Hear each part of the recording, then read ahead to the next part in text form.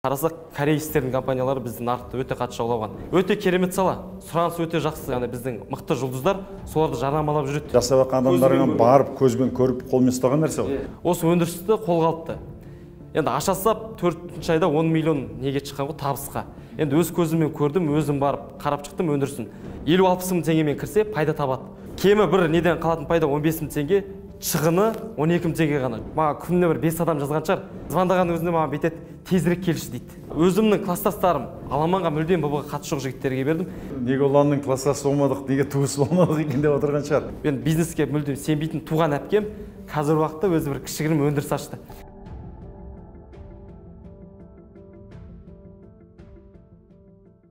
Армысыздар, құрметті бизнес бастау каналының көрермендері.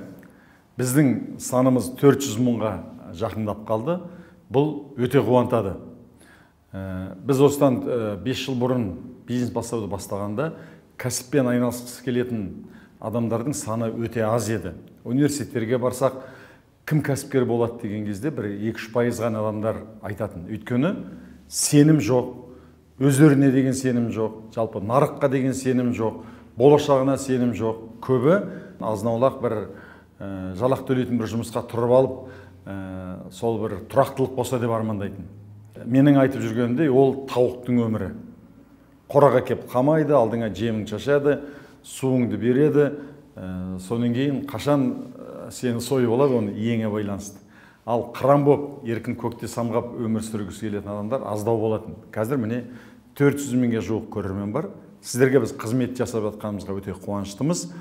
Енді аты айтып тұрғандай, бизнес бастау, бизнесті қалай бастау керек, неден бастау керек, қандай бизнеспен айналысқан дұрыс. Осы жайлы біз өзіміздің мына Аламанда оқып кеткен адамдардың тәжірибесі арқылы сіздерге үнемі мағлұматтар беріп отыруға тырысамыз. Заманның ағымына қарай біздің мектебімізде дамып келе жатыр. Біздің команданың ішінде арнайы сала таңдау тобы ашылды. Соған осы Аламанды өте үздік бітірген, Аламанда 2 миллион теңге таза пайдамен бітірген, ұлан бастаған команда, қасында өте білікті маман, Технар, Берік, сонан кейін жалпы жарнама маманы Дидар үшеуі қосылып, өте үлкен жақсы бір жобаны жасап жатыр. Бүгінгі әңгіменің тақырыбы қанды мұхит, және де көгілдір мұхит. Бұл терминдерді біз ойлап шығарған жоқпыз. Бұл бүгінгі күнде маркетингте, стратегияда кеңінен қолданып жүрілген термин. Енді біз соны кейде қанды көл, қанды теңіз деп айтамыз, көгілдір көл, көгілдір теңіз деп айтамыз. Өйткені шағын бизнес бар, орташа бизнес бар, үлкен бизнес бар да. Соған байланысты шағын бизнесте болса оны көл деп атасақ болады.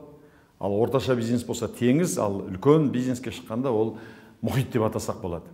Бүгінгі әңгіме сол біздікі шағын бизнес айналысып жатқандықтан көбінесе қанды көл деп аталады. Қанды көл деген не, көгілдір көл деген не, сол жайлы қазір мына сала таңдау тобының басшысы ұлан бауырымыз түсіндіріп кетсін. Қайырлы күн достар, есім Құрманғали Ұлан, сала таңдау маманымын. Бизнес бастауға келгеннен бері осы 2 жылдың төңірегінде уақыты, осы 2 жылда бізді кемінде 24-ші ағынан бері 10 ағымды өткіздік. Әр ағымда кемі 1500-1700 адамды көреміз, танысамыз. Негізі адамды бірінші орта өшіреді, одан кейін сол ішіндегі тәжірибе адамдар өсіреді ғой. Біз ішінде кәсіп өзі 3 түрге бөлінеді: сауда, өндіріс, қызмет. Оның ішінде 3 түрге бөлінгенмен, оның ішінде қанды мұхит, одан кейін көгілдір мұхит деп бөлінеді. Осы 2 жылдың төңірегінде қаншама кәсіпкерлермен, кәсіпті бастағандармен таныса отырып, біз тәжірибе жинаған ең үлкен тәжірибеміз сала таңдау жағынан. Яғни адамдар көбінесе сала таңдап жатады. Кейбіреуінікі қанды көл, яғни кәсіптегі ең маңызды, өзіңіз айтасыз, ең бірінші офис ашу, арендаға жер алу, документ жасау емес, ең бірінші клиент болу керек. Клиент бар болса, онда сенде кәсіп бар, клиент жоқ болса, онда сенде кәсіп жоқ. Біз осы жерде осы 2 жылдың ішінде мен жинаған тәжірибем, яғни біз кәсіптерді адамдарға жол беру арқылы, жол көрсету арқылы, талқылау арқылы сіздің қаншама талқыңызды көрдік, өндірістерді көрдік, қызметтерді көрдік, банкротқа кетіп бара жатқандарды көрдік, көтерілгендерді көрдік. Осы бағытта біз ең үлкен жинаған тәжірибеміз адамдардың дұрыс сала таңдамау жағын көрдік. Яғни ең үлкен проблема адамдарда кәсіпке келгеннен кейін немен айналысам деген сұрақ. Яғни қандай кәсіпке кірсем ол жүреді, қандай кәсіпке кірсем мен құлаймын, яғни банкротқа боламын. Мына кәсіпке ақша салуға бола ма, 0-мен бастауға бола ма, 200-мен бастауға бола ма, миллионмен бастауға бола ма деген сияқты біраз проблемаларды көрдік. Және осы көрген проблеманы біз шешуге де тырыстық. Яғни өте көп қателеседі. Енді жалпы қанды көл деген не? Мына көп көрермендер ол жайлы бірінші рет естіп отыруы мүмкін. Қандыкөл деген не, Көгілдір көл деген не? Қандыкөл дегеніміз бұл мысалы сіз кәсіпке келгеннен кейін, яғни жаңадан кәсіпке келген адам бұл кішкентай майшабақ, яғни кішкентай балық десек те болады. Ал Қандыкөлдің ішінде әртүрлі азулы жаңағы акулалар бар, үлкен-үлкен балықтар бар, мысалы киттер десек те болады. Яғни сенен 100 есе, 1000 есе үлкен бәсекелестік бар ол нарықта. Сен қанша ақшамен кірсең де, сен ол жерде орның табылмайсың, және де сен ол жерде сені міндетті түрде жұтып қояды. Яғни сені нарық жұтып қояды. Аты айтқандай ана жақта қырғын шайқас, бірін-бірін етін жеп жатыр, қан сасып жатыр көлде. Сен шамаң келмейді ол нарыққа кіруге. Ал Көгілдір көл дегеніміз, мысалы біздің қазаққа кәсіп десе дүкен ашу дейді. Дүкен ашу деген көзге көрінетін қарапайым кәсіптердің бірі, бірақ дүкен ашу да қазір уақытта Қандыкөлдің ішіне кіреді. Көгілдір көл деген не? Көгілдір көл дегеніміз ол біздің жаңа нарықта бос. Көбінесе біздің қазақтар онымен араласпайды. Көгілдір көлде орыстар жүреді. Көзге көрінбейді салар жаңа қарапайым мысалы мына салада айтсақ, мысалы темір жолды қызмет көрсету саласы. Көбінесе үкімет ол салада жаңағы Ресей халқына ұсыныс жібереді, өйткені темір жол жөндеу жағынан біздің қазақтарда ондай салалар жоқ, услугалар. Жөндеу жаңағының темпераменті дейді ғой өзінің, соны тексеретін жағынан. Ал қазақтар ондай салалар кірмейді Көгілдір көлге. Яғни Көгілдір көл деген сөз онда нарық бос, бәсекелестік жоқ. Қайшы жаласқан шайқас жоқ, Енді Қандыкөлді нақтылап айтып кетейінші, қандай Қазақстанда бүгін Қандыкөлде қай саланы айтса болады? Қандыкөлде мен ең бірінші айтар едім дүкен ашу. Қандай дүкен? Азық-түлік дүкенін ашу. Мысалы, біздің үй жақта 3-4 магазин тұр, ай сайын жабылады, ай сайын жаңа егеп, қайттан жалға алып істетіп жатады. Неге оны Қандыкөл дейді? Дүкен ашу дегеніміз қазір уақытта магнумдер ашылғаннан кейін, үлкен-үлкен супермаркеттер дамығаннан кейін адамдар дүкенге тек темекі мен нанға ғана баратын шығар. Яғни үлкен шортандар, үлкен акулалар, магнум сияқты үлкен сауда орталықтары ашылды. Содан қалған кішкене қалдықты бірдеңені жеп өлместің күнін көресің дейсің. Сосын дүкеннің одан кейінгі минусы ол жерде ассортиментпен және де бір копейкамен ғана 5 теңге 10 теңге пайдамен ғана өмір сүресің. Келесі қандай? Одан кейін бізде мейрамхана ашу. Негізі заман талабы қазақтарға айтсаң тағы да айтады, ол негізі бос көл дейді, тойхана ашу. Бірақ болашақта сол тойханалардың бәрі, мейрамхананың бәрі бос орындарға айналады, бос алаңдарға. Өйткені заман талабына, заманға қарасаң негізі тойды аздан өткізіп жатыр, және де баяғыда 500-400 адам тойларында сан азайып жатыр. Одан кейін тойхананың тағы да үлкен проблемасы, үлкен қаржы керек, және де жер жағынан үлкен проблема болады. Кәсіпті енді бастағандар үлкен тойхана аша қоймайтын шығар. Тағы да немене бар? Одан кейін бізде клиник, тазалық қызметін көрсету, яғни қазір жағдай бар адамдар көбінесе үйіне өзі жинамайды. Клиник компаниялар шақырады. Офистарды тазалау, офистарды, үйлерді тазалау. Бірақ өте жақсы кәсіп бұл клиник. Бірақ нарықта енді конкуренцияны мен сіздерге былай түсіндірейін. Гуглға кірсеңіз, клиник деп жазсаңыз, 20-30 страница шықса, 30 бет шықса, әр бетте 4-5 контекст рекламада тұрған сайттар бар. Яғни кейбір салаларда басында 3 жарнама тұрса, ода енді бір 100-ге жуық. Яғни алпауыт компаниялар өте үлкен компаниялар, алпауыт компаниялар. Әсіресе біз қарасақ, корейстердің компаниялары біздің нарықты өте қатты жаулаған клиник саласында. Содан кейін одан кейін бізде мына Эстог. Бұл не өспейтін, не өшпейтін. Негіз нарықта Вилгуд деген өте жақсы кәсіптердің түрі бар. Бұны көбінесе машинаны жөндеу Эсто саласында франчайзинг жақсы дамытып тастаған. Одан конкуренттер өте көп тастаған осы франчайзаның кесірінен. Жүрмесе де, жүрсе де адамдар франчайза жасайды да көптетіп ашады. Яғни машина жөндеуде бұл өте үлкен. Қандыкөл десек те өйткені автозапчастың да бағасы әртүрлі, және де мамандар біздің Қазақстанда өте аз. Және мына алпауыт компаниялар деп, шортан, акула деп жатсың ғой. Оларды қалай танысса болады? Кімдерді соларға жатқызамыз?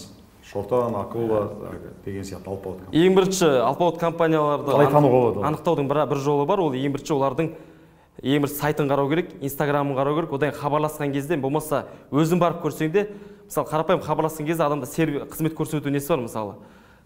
Қызмет көрсету өздерінің сервистері бар, скрипттары. Соған да байланысты мысалы. Біз кейбір жағдайда звондадық, біз Қандыкөлді тексерген кезде көбінесе хабарласамыз, сайтына заявка тапсырыс қалдырамыз. Сол кезде бізге менеджерлер хабарласқан кезде тек записпен қабылдайтын айтады, одан кейін официально не жібереді, келісімшарт жібереді.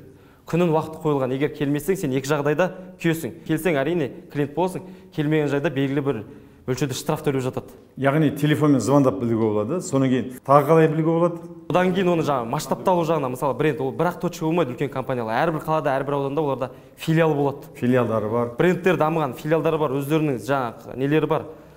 База дейді ғой. Яғни тұрақты өздерінің айналмалы базасы бар, және де риза болған клиент дейді, олар 100% клиенттер риза қылуға жұмыс істейді. Яғни бұрыннан акула болғаннан кейін бұлар клиентті міндетті түрде риза қылып жүреді, және қосымша жаңағыдай лид магнит дейді. Қосымша өздерінің қызметтерінде ұсынып отыр. Тегін беріп, тегін жаңағыдай бесплатный, мысалы бір айына бір рет диагностика жасап тегін сондай қызмет көрсетулер болады. Тағы да қосымша одан кейін олардың интернет желісінде, әлеуметтік желіде ғой кәсіптің бәрі. Сауатты жасалған сайттар болады, сауатты жасалған инстаграмдар және де YouTube каналдар болады міндетті түрде. Одан кейін қарапайым қаншама әлеуметтік желі бар, соның бәрінде бұлардың қатысы бар. Көбінесе бұлар жаңағыдай YouTube каналдарда мықты нелерде өздері жанамас жүреді. Біздің сосын мысалы әншілермен тікелей бұлар байланыста болады, яғни біздің мықты жұлдыздар соларды жарнамалап жүреді. Яғни қандай да бір салаға қараған кезде оның бүкіл әлеуметтік желіде керемет сапалы жарнамасы болса, онда ол қандыкөл саналады, оған жақындаудың керегі жоқ. Тағы қандай сала бар? Сосын бізде мына монша салу дейді. Біздің тілде баня деп жатады, тағы да басқа. Ең бірінші монша салғанға да өте үлкен ақша керек. Екіншіден біз енді осы бүгінге дайындалып шағын моншалар бар ғой. Иә, шағын моншалардың мысалы бізде ауылдағы моншалар кемі 500 теңге 400 теңге аспайды, оның жағатын көмірі мен ішкі тазалау қызметтері бар. Яғни ол өзі нақтамайды. Ал көмірдің тоннасы қазір уақытта енді қыс айында 17 мыңға дейін барады, жаз айында 12 мыңға дейін түседі. Ал бір адам басына 500 теңге алса, оның ішінде жуатыны бар, тазалайтыны бар, шығыны өте үлкен. Мүлдем пайда қалмайды. Қай жағдайда пайда қалады? Үлкен классқа, VIP классқа жұмыс істеген жағдайда ғана. Және де бұл өшпейтін не өлмейтін кәсіптердің қатарына кіреді. Мүмкін пайда табады 100 мың теңге. Бірақ ол үлкен табыстың қатарына кірмейді. Одан кейін бізде мынандай не бар? Апта запчасть дейді, машинаның запчастары. Өте керемет сала, сұраныс өте жақсы, машина көп. Бірақ Қандыкөлі десек те болады. Яғни жарнама жіберсе міндетті түрде клиент келеді. Бірақ ол нарыққа кіруге 100 миллион доллар да жетпейді деп айта аламыз қазір уақытта конкуренцияға. Өйткені ұлы алпауыт компаниялар отырып алған, және де бұл алпауыт компаниялар қазір амбассадор деп аталады көбінесе. Үлкен жұлдыздармен, үлкен сөз өтімді адамдармен байланысқа шығып алған. Запчастьтар, дөңгелек сату. Сосын ұсақ түйек сату кәсібі. Ұсақ түйек сату кәсібі мелочи дейді ғой, көп мелочи сату. Бұрын бұл жақсы дамыған. Бұрын бұдан жақсы пайда тапқан адамдар точка ашу арқылы. Бірақ қазір хозяюшка деген ашылды. Жаңағыда енді бұның қазақшасы да бар. Осында үлкен сет құрылды да, және арзан деген ашылды, екі түрлі дүкен. Осы ұсақ түйек сататын. Нарықтың 80% ұсақ дүкен, мелочи сататын дүкендерді 80% жауып тастады. Қайырлы күн қандастар. Нөлден кәсіп бастауға және маркетингтің соңғы 8 құралын үйрететін Аламан курсына қатынасу енді бұрынғыдан қолжетімді болмақ. Яғни Аламан курсын Каспирет, Халық банк арқылы 3 айдан 12 айға дейінгі бөліп төлеу мүмкіндігі бар. Толық ақпарат алу үшін төменгі нөміріңізді қалдырыңыз. Одан кейін бізде косметика сату саласы. Енді бұған өзім пример келтіре аламын. Өзіміз жақындағына бір кісіні түсірдік. 100 миллион товар тұр складында, бірақ өтілімі мүлде нөл. Қытайдан түгел алып келген, бірақ розница бағасының өзі нарықтағы бағадан өте қымбат болып тұр. Ал бұл өз бағаны түсіріп сататын болса, бұда пайда қалмайды. Себебі Қандыкөл дегеніміз мысалы маркетинг жасамай, нарықты тексермей, сұранысты анықтамай, арбаны қойып, артына келіп атты шеккенмен бірдей болып тұр ғой. Мен айтып. Енді 100 миллион товар енді не өтпейді. Енді арзан бағада берсе, өзінің салған ақшасын 100% қайтарып аламайды. Банкрот болды деген сөз. Міндетті түрде банкрот болады. Одан кейін киім сату. Киім сату дегеніміз ол енді әйелдердің киімін, еркектердің киімін сату көп жағдайда. Енді заман дамығаннан кейін, Инстаграм дамығаннан кейін міндетті түрде жанымызда Қырғызстан тұр, Түркия тұр, Қытай тұрғаннан кейін киім сату саласына кіргеннің өзінде адам негізі көбінесе дизайннан қателеседі екен. Одан нарыққа кірген кезде оптовыйға кіру керек қой міндетті түрде. Ал жеке розница сатсаң, сен элитаның киім сатпасаң пайдаға міндетті түрде кіре алмайсың. Ал жеке сатайын десең, нарықта енді бір 170 түрлі бренд бар шығар, бір Алматының өзінде киім сатудың. Шортандар жүр дейсің. Енді акулалар осы нарықта жүр. Одан кейін бізде донер сату. Көбінесе біздің қазаққа жақын сала бұл донер сату, самса сату. Кейбір жерде пайда бар міндетті түрде донер сату деген. Бірақ қазір енді донер, самса бұрын жақсы өткен себебі бізде тағам, қағанат сияқты тамақ ішетін қолжетімді нелер тарамаған болатын, сеттер жоқ болған. Ал қазір адамдар пайдалы тамақ қойып отыр. Одан кейін донердің ішінде өзі рецепті бар, мысалы ішінде картошканың етінен тұрады, говяжий болады, оның сыртқы наны бар, пиязы бар, жұмыскердің ақшасы бар, оның арендасы бар. Яғни бір донердің кемі қалса бір 150 теңге пайда қалады. Пайда табады адам 100-200 теңге айына мүмкін. Бірақ бұл кәсіппен адам алысқа биікке бармайды. Енді болашақ жоқ деп айта аламын, өйткені адамдар дұрыс тамақтануға өтіп бара жатыр уақыт өткен сайын. Одан кейін хиджама. Хиджама саласының негізі сұраныс жақсы қазір уақытта. Бірақ үлкен проблема бұл салада не Қандыкөл дейміз. Ай сайын 70-ге жуық адам осы хиджама курсын бітіреді да, әрқайсысы сертификатын алып, точка ашуға тырысады. Әрқайсысы бір орын алып, адамдарды емдеуге тырысады. Яғни ай сайын 70-80 адам оқып шықса, оның 10-20-сы точка ашады, 20-сы выездбен жұмыс істейді. Нарықта бағаны 1500-700 теңгеге түсіріп тастаған. Ал банкының себестоимости 1200 теңге. Ал бір адам банкасы қолдануға қорқады. Ал жаңа банкі деп ұсыну, ол да енді адам алдау болып саналады. Одан кейін біз тағы да айтамыз, сұлулық салоны. сұлулық салоны қазір енді көбінесе адамдар әдемілікке көңіл бөліп жатыр ғой. Содан кейін айтылады, бір қыздың бетіне мысалы кемі макияж жасаудың өзі 15 мың теңге, шаш жасаудың өзі 15 мың теңге, тырнақ жасаудың 7 мың теңге пайда үлкен көрінеді. Бірақ пайда үлкен көрінгенмен адамдар кез келген жерге барып, қазір сұлулық салондары мысалы 90 сұлулық салон ашса бір айда, оны 89 келесі айда жабылып жатады. Өйткені үлкен брендтер мен үлкен мамандар біздің әнші қыздарымыз, нарықтағы біздің әнші биші қыздардың 80% осы салада өз брендтерін қалыптастырып, сұлулық салондарын ашып алған. Одан кейін бұл нарықтың тағы да ең қорқыныштысы макияж, визажисттің бәрінде курс бар. Және де выездбен жұмыс істеу, енді 80% выездбен жұмыс істеу қаптап кеткен. Түсіндік. Сонымен Қандыкөлдің саны қанша болды?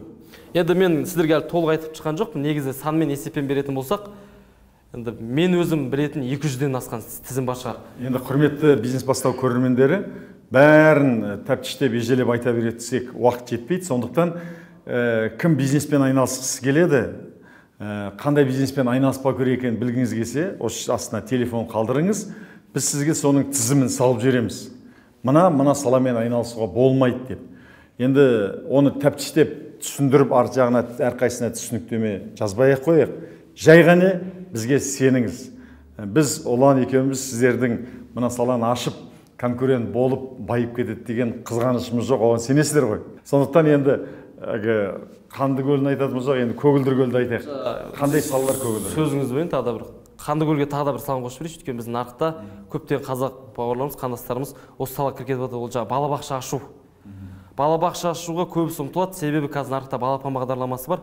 Әр балаға кемі 30 мың теңге, 20 мың теңге, 40 мың теңге мемлекеттен ақша бөлінеді. Бірақ бәрі ашып алады да, ең бірінші рұқсат ала алмайды, конкурсты жеңе алмай жатады балабақша алып алғаннан кейін.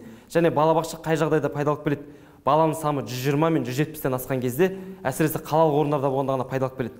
Ал ауылда ашсаңыз, субсидияның төмен сонымен бірге қатар құлайды 15-20 мың теңге дейін. Оның тамағының ақшасы бар, және ауылда ол 6 мың 7 мың теңгеден ғана аспайды. Бұл енді сенің тексеруден өткен, жасап жатқандарың барып, көзбен көріп, қолмен ұстаған нәрсе. Енді ақыр сөз бөлгеннен кейін мен де бір қосып кетейін. Мына жылыжай ашу, теплица, мен жақында барып соған көріп, тереңірек сүңгіп көрдім. Шағын жылыжайдан пайда өте нашар екен. Мен өзім жақында арнайы бір осы жылыжайға байланысты үлкен бір сұхбат жасап, видео түсірейін деп отырмын. Мамаммен, ғылым докторы, осы агроном, осы жылыжай бақша өнімдерінен жұмыс істеп жүрген бір мықты маман, Серік деген бауырымыз. Іс жүзінде де, теория жүзінде маман бар. Сонымен сұхбат береміз, жақсылап тұрып хабарласамыз. Жылыжай желіне айта аласың? Қандыкөлге жата ма? Жылыжай желді біз өзіміз жақында ғана көзімізбен көрдік. 5 сотый, 10 сотый, 20 сотый теплица болса да, ол пайда үлкен әкелмейді. Ал технология бойынша 5 сотый теплица бір жылда кемі 2 миллион ғана пайда береді. Және 2 миллионды әрбір айыңа берсең, айлық жалақың 100 мың теңге. Қосымша оның тұқымы бар, тұқымының ақшасы бар, оның жаңағы дәрісінің ақшасы бар, және өзіңнің жұмысыңның ақшасы бар. Одан теплица қыстық кезде жұмыс істемесе, ол міндетті түрде банкротқа ұшырайды. Яғни гектар болған кезде, 50-60 сотый болған кезде ғана, и то 10-20 миллион пайдаға шығасыз. Маған сол маманның айтқаны, айтты 1000 квадрат болған кезде ғана, 1 гектар болған кезде ғана, маманның айтуынша, мен енді онымен толыққанды бір арнайы хабар жасармын. Енді Көгілдір жайлы айтып кетейін. Көгілдір бойынша айтатын болса, мен бұрыннан негізі аламанда айтып жүрген салалардың бірі, енді көбісі осы салаға кірді, 80% осы салада табыс тауып жүр. 3D полик деген сала бар, мен жақында ғана өзім түсіріп қайттым. Бұл саланың ең үлкен проблемасы, енді ақшасы бар адам көбінесе өндірісіне көшкен дұрыс. Өйткені бізде жанымызда да тұрған Қытай мемлекеті алпауыт болса да, мысалы машинаның лекаласын есептесе 10 мыңға жуық лекала бар екен, 10 мыңға жуық машина моделі. Ал қазір нарыққа 3D поликті жарнама жіберсең, мысалы Қытайдан 30 түрлі ассортимент қана келуі мүмкін, 30 түрлі машинаға 70-ке, 470-ке, Toyota мен мықты элиталарға, өйткені оның бағасы 35-45-20 мың теңгенің арасында. Ал қалған машинаның біреуіне ешқашан оны Қытай жібермейді. Дәл сондай қылып жасай алмайды. Ал біз жақында ғана 4 біздің аламанның бұрынғы шабандоздарын түсіріп қайттым, өзі бітірген біздің аламанды Қытайдан келген бауырларымыз, өзіміз қазақ жігіттер Қытайдан келген. Осы өндірісті қолға алыпты. Енді ашасап 4-ші айда 10 миллион неге шыққан ғой, табысқа. Енді өз көзіммен көрдім, өзім барып қарап шықтым өндірісін. Индивидуальный пошив 105 мың теңгеге кетеді. Пайдасы 80 мың теңгеге дейін пайда қалады. Себестоимость материалының құны бір неге кететін чехолға, өндірісіне 15 мың теңге ғана. Қазір Ұлан, сен айт екен деп қазір бәрі 3D поликке барады, содан кейін бұл да Қандыкөлге айналады. Бірақ Қандыкөлге айналғанша әлі біраз уақыт бар шығар. Келесі қандай сала? Одан кейін бізде жаңағы енді кішкірім қолжетімді бір саланы қосымша айтайын, енді үлкен салалардың қатарына кірмей, өндіріс емес бір 50-60 мың теңгемен кірсе пайда табады.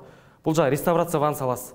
Кемі бір неден қалатын пайда 15 мың теңге, шығыны 12 мың теңге ғана. Жұмыс күшің 30-40 минут жұмыс күшін талап етеді. Үйренуге көп уақыт талап етілмейді. Қандай сала? Реставрация ванна. Мен Ұлан Мырзаның ютубтағы сала таңдау каналын үзбей көремін. Реставрация ванна саласы жарық көрген, сол салаға қатты қызығып, жасап көруге ниет еткенмін. Инстаграмнан келесі күні клиент хабарласып, келісімге отырдық. 22 мың жарымға ваннасын жөндеп бердім. Таза пайда 10,5 мың теңге қалды. Табыстауыма себепші болған Ұлан Мырзаға үлкен рахметімді айтамын. Қазір бұрынғыдан қалған үйлер мен жаңадан үлкен подъездердің үйінде көбісінде 80% ванна бар. Және де ваннаның қазіргі ванналар мен бұрынғы ваннаның айырмашылығы, қазіргі ванналар тез ескіреді және де сарғаяды. Мына дефект дейді ғой, тез пайда болады екен. Және де оның міндетті түрде өзінің бір адамға жағымсыз, сырып кетуі мүмкін, кесіп кетуі мүмкін, тіліп кетуі мүмкін, яғни проблемалар бар екен. Біз жарнама жібердік, мен өз жеке басым жарнама жібердім. Маған күніне бір 5 адам жазған шығар. Звондаған өзіне маған бүйтеді, тезірек келші дейді. Яғни кәсіпті бастамаған, енді бастаймын, нөлден бастаймын деген, аз қаржымен бастаймын деген адамға көгілдір көлдердің бірі осы реставрация ванна саласы. Жақсы, керемет. Ұлан, былай болсын, құрметті бизнес бастау көрермендері, көріп отырсыздар, бұл енді теория емес, кітаптан оққан, кинодан көрген, болмаса институтта оққан білім емес, нақты соның ішінде араласып жүргеннен кейін бәленбай мың адамның кәсібін қарап, қайсысы дамып жатыр, қайсысы дамымай жатқанын қолмен ұстап, көзбен көріп жүрген азамат болғаннан кейін сөзі дәйекті. Сондықтан, егер сіздер шынымен кәсіппен айналысқыларыңыз келсе, телефондарыңызды қалдырыңыздар, сіздерге Қандыкөл немен айналыспау керек және Көгілдір көл қандай саламен айналысу керек деген тізімін сіздердің жекелеріңізге жібереміз. Енді ұсынатын 50 салада бар. Енді Ұлан, өздерің баста деген бір жақсы жоба жасап жатсыңдар, сол баста жайлы қысқаша айтып кетші. Бастаның негізгі мақсаты, біздің негізгі көрермендердің көбісі осы аламанның дәмін көргісі келеді, аламан қалай болғанын көргісі келеді, және де құралдар деген не екенін меңгергісі келеді. Заманауи құралдар, қазіргі заман өзгерді, бұрынғыдай баннерге қарайтын, газеттен жарнама көретін заман өтті. Адамның қазір назар телефонда болғаннан кейін, адамның назар қай жерде, жарнама сол жерде болу керек. Яғни осы телефонда қалай жарнама жасау керек? Ең бірінші баста проектінің мақсаты адамдарға сала үйретеміз. Ең бірінші сабақ өзім өтем. Мен салалар тізім берем, Қандыкөл мен Көгілдірді қосымша берем. Және де нақты бастаса жүретін 50 саланың тізімін міндетті түрде берем. Ол бір четі, одан кейін біз екінші жүргізетін жұмысымыз сала таңдаған кейін оларға біз тест береміз. Негізі көптеген адам өзінің қабілетін анықтай алмай жатады. Ал біз арнайы сала таңдау тобы осындай тест жасадық. Тестті тапсыру арқылы әр адам өзінің қабілетін анықтайды және өзінің қабілетіне келетін салаларды қосымша ұсынатын боламыз. Сол арқылы қанша өтті баста арқылы адамдар? Баста арқылы бізде қазір уақытта негізі конверсияны есептемесек 6000 адамды өткізіп шықтық біз. Неше күн? 6 күн өтеді. 6 күн. Бағасы қанша тұрады? Негізі бағасы енді біз 10 мың деп жариялап жүргенбіз, қазір уақытта 5 мың теңгеге бағасын түсірдік. Қол жетімді қылдық. 5 мың теңге кейбір айтуы мүмкін, неге тегін емес деп. Біз тегін өткіздік. 6 мың адамды біз тегін өткіздік. Ең бірінші мынандай, көп жағдайда бізбен көп адам араласқысы келеді. Ал біз баста проектісінде 150 адамда бір чатқа қалып, жеке модераторство жасадық. Күнделікті олармен кері байланыстап, сұрақтарына жауап беріп, телефонмен сөйлесіп, WhatsApp чатта. Көп адам біздің қадіріміз түсінбей кетті. Тегін болғаннан. Сосын жаңа мен айтып отырмын, конверсияны айтпағанда деп. Бұл айтып отқан себебім 6 мың адам өтті. Негізі 6 мың адамның кемі 1000 ғана қарады. 1000 адам ғана, осы 1000 адам ғана 6 видеомызды толық қарап шықты. Қалған қарамайды. Қалған 5000-ына біз артынан хабарлассақ, WhatsApp чатта бар екен білмейтін адамдар бар, және бастаға мүлдем қатысым жоқ деп айтты. Яғни біз ЕЗБ-ға берген кезде. Содан кейін тегіннің қадірі жоқ дейді. Одан кейін 5000 теңге болса да енді көбісіне көп болуы, көбісіне аз болуы, бірақ білім жолында салған ақша міндетті ол инвестиция дейді ғой былайша айтқан кезде. Ол міндетті түрде қайтарылады, өйткені тест тапсырылады. Одан кейін салалар беріледі. 3,5 мыңға жуық сала бар, біз Telegram каналды беретін боламыз. Ол жерде саланы қалай бастау керек, қанша ақшамен бастау керек, және жарнама құралдарын қандай пайдалану керек және үйретеміз. Екінші күнгі сабақта біз әрлеу, кез келген кәсіпті әрлеу керек. Мысалы, кез келген дүкенге кірсек, 2 түрлі май бар. Біреуі қолдан жасалған апамыздың салфанда тұрған май, Қане апамыздың болмаса. Екіншісі президент майы. Президент майы 1500 тұрса, бір 300-200 граммы. Ал қолдан таза табиғи майымыз 1500 теңге тұрады. Себебі мынау салафанда, мынау упакованный, әрленген. Яғни әрлеу жағын көбінесе қазір әрлеу 2 түрлі жүреді. Сөзбен, интернетте әрлеу және де товарды әрлеу. 2 түрінде үйретеміз. Оны біздің Ұлпан деген кооператив қызымыз бар, сол өтеді. Ұлан Құрманғалиевтің сала таңдау каналынан жұмсақ жиһаз сол жерден таңдадым. көп алғысымды айтамын. Менің есімім Ақгүл, Жаңаөзен қаласынанмын. Сала таңдау каналынан өзімнің саламды таңдап алдым. Көйлектерді жалға беру саласы. Қазіргі таңда өз салонымды ашып жұмыс жасап жатырмын. Таза табыс 1 айда 100 мың. Ұлан мырзаға алғысым шексіз. Осы сала таңдау сабағына Ұланға рахмет, және Ахметбек ағайға, біздің кураторымызға, ондыққа, жалпы бәріне үлкен рахмет айтқымыз келеді. Осы кішігірім кәсіптің арқасында біз 3 күннің арасында бар болғаны керемет нәтиже көрсеттік деп айта аламын. 275 мың табысқа жеттік. Сіздерге үлкен рахмет. Ақтөбе қаласынан боламын. Мен өзім сала таңдау каналынан өз бизнесімді таптым. Картина на дереве деп аталады. Ағаштан жасалған картина. Үйде отырып табыстау отырмын. Рахмет сала таңдау каналына және Ұлан мырзаға рахмет. Алланың нұры жаусын. Ризамын көп. Менің есімім Салтанат және де менің әріптесім Бекзат. Біздің қазіргі таңда айналысып жатқан бизнесіміз туралы болмақ. Әртүрлі бьюти-бокстар, сонымен қатар әртүрлі сыйлықтардан құралған қорапшалар туралы. Сәлеметсіздер ме? Бұл идея Ұлан Құрманғалиевтің YouTube каналындағы сала таңдау бизнес идеясынан қаралған болатынбыз. Бұл бизнес бастапқысында менің 50 мың теңгеден басталған болатын.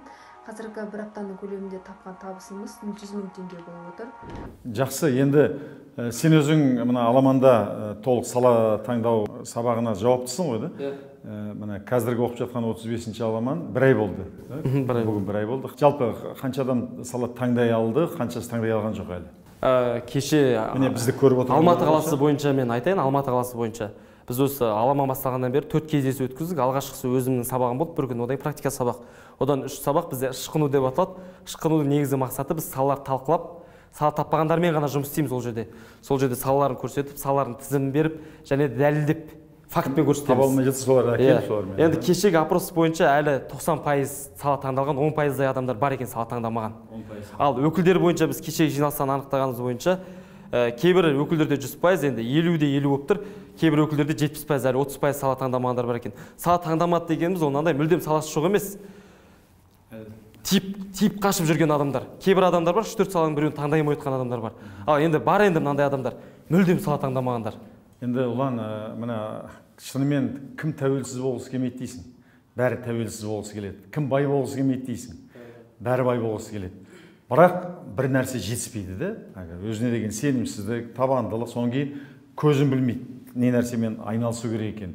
Жалпы Қазақстанда бизнестегі бәсеке қандай, нарық, мына көрші мемлекеттерге қарағанда қаншалықты адамдар, кез келген адам кәсіп бастап кете алатын мүмкіншілік бар? Бір орыс жігіттің эмоциясын айтайын, яғни өзінің достарына жіберген хаты ғой, былай шыққан кезде. Хатында былай деген, мына Қазақстан деп жазған, енді қазақша айтқан кезде. Жарнама жібердің, клиент қағып тұрады екен дейді, есігінде. Яғни өте бос нарық екен дейді. Мүлдем мынандай пустой дейді ғой енді. Бәсекелестік жоқ. Енді саланың 1000 түрлі түрі бар, 10 мыңдаған мен өзім қолымда қазір уақытта әлі өзім таныспаған 10 мыңға жоқ саланың тізімі бар. Енді одан да көп қой саланың тізімі. Яғни орыстың сөзі осындай. Яғни мен қазірдің өзінде былай айтар едім, біз өзіміз сала таңдауда жүргеннен көптеген саламызды практиковать етеміз. Біз философ емеспіз ғой, адамдарға тек айтпаймыз. Өзіміз бірге бір жасаймыз, көрсетеміз. Біздің YouTube каналда да біз соны үйретеміз. Жасаймыз, көрсетеміз, жарнама жіберу жолына дейін түгел анықтап көрсетеміз. Яғни практика жүзінде дәлелдейміз. Біз осы күнге дейін бір 12 саланы тестілеген шығар, мен осы соңғы 2 айдың ішінде. 80%-ына клиент алып келдім. Сол 12 саланың енді бір 9-ын мен осы өзіміздің командадағы екеуін 2 қызға бердім. Мақпал, Мадина, одан Кәмшат деген қыздарға сала бердім. Одан кейін біздің жаңа мұзбақтардың ішінде Азамат деген жігіт жүр, уролог саласын сол жігітке бердім қазір уақытта. Енді өзімнің класстастарым, одан кейін Әділбек деген Темірлан өзім аламанға мүлдем ББ-ға қатысы жоқ жігіттерге бердім.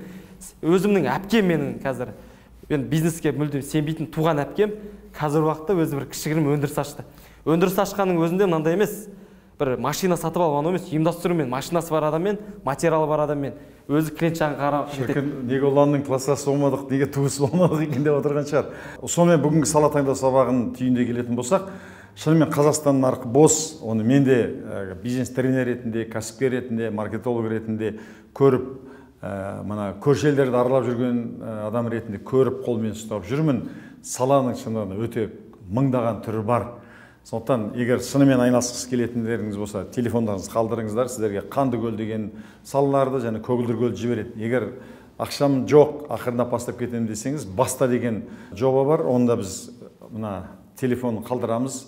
Біздің сипаттамада бастаға кеп 5000 теңгемен ақырындап бастап көрсеңіз болады. Ал егер тәуекелге бел байлайтын жылдам нәтижеге жетемін десеңіз, сәуір айында біздің келесі 36 ағым басталады. Сонда тосамыз. Онда осы ұланның командасы, жалпы менің бүкіл Қазақстанда 200-ге жуық командам бар.